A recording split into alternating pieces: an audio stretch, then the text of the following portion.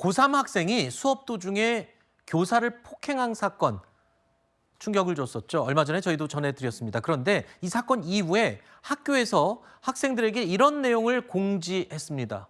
촬영한 영상을 가지고 있거나 유포하거나 또는 공유하는 행위 문제될 수 있으니 삭제해달라. 이 정도는 당연히 학교에서 공지할 수 있을 것 같은데요. 그 이후에도 공지사항이 몇 가지가 더 있었습니다. 개인정보보호, 명예훼손 등으로 처벌받을 수 있다. 소송의 대상이 될 수 있다. 이러면서 여러 가지 공지사항들이 떴습니다. 학교 측에서 학생들에게 영상 삭제를 지시한 건데 글쎄요. 어떤 부분이 논란이 된 거였죠? 그러니까 이 당시의 상황이 사실 학생들이 촬영을 했기 때문에 외부로 알려질 수 있었고 이거는 교권 보호를 위해서 적절한 조치가 필요하다라는 이제 여론까지 생기게 됐습니다. 네. 그런데 학교 측에서는 당시에 촬영한 이제 영상들이 학생들이 많이 가지고 있다 보니까 이것을 삭제하라라고 하고 외부로 유출됐을 땐 처벌받을 수 있다 이렇게 이야기를 한 것인데요.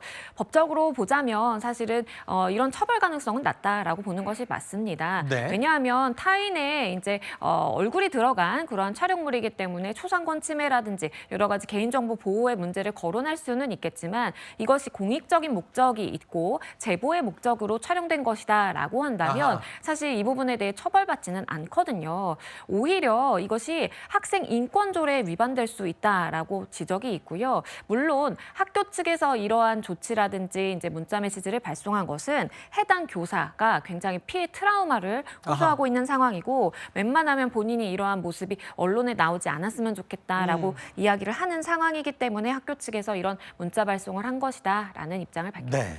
학교 측의 입장은 충분히 이해됩니다. 그러니까 피해 교사가 고통을 호소하고 있고 이게 또 더 알려지는 것, 그러니까 2차 피해를 우려하고 있어서 철저하게 좀 단속을 하고 싶었던 것 같은데 근데 몇 가지 표현이나 방법에서 조금 학생들에게 부작용이 있었던 것 같아요. 그러니까 하교하면서 일일이 핸드폰 검사를 한다거나 아니면 이거 삭제하지 않으면 형사처벌 받는다라는 게 학생들한테 조금 어떤 압박으로 맞습니다. 좀 들렸을 수 있겠네요. 그렇죠. 그러니까 학교 측에서도 그러한 상황, 그러니까 사실은 피해자는 교사거든요. 해당 네. 교사고 교사가 원치 않으면 이것에 대해서 이제 조금 우리가 배려하는 차원에서 접근을 해야 된다라는 메시지가 전달됐으면 참 좋았을 텐데 네. 그게 아니라 마치 좀 협박하듯이 처벌받을 수 있다. 그리고 다 검사받고 귀가하라라고 일방적으로 지시가 내려가다 보니까 네. 학생들 입장에서도 좀 거부감이 느껴질 수밖에 없는 그런 상황으로 보입니다. 알겠습니다.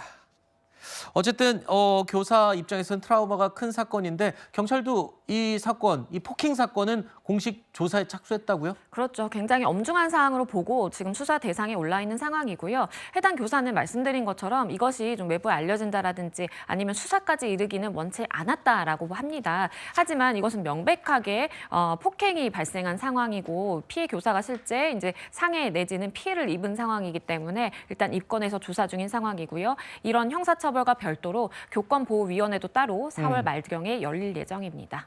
알겠습니다.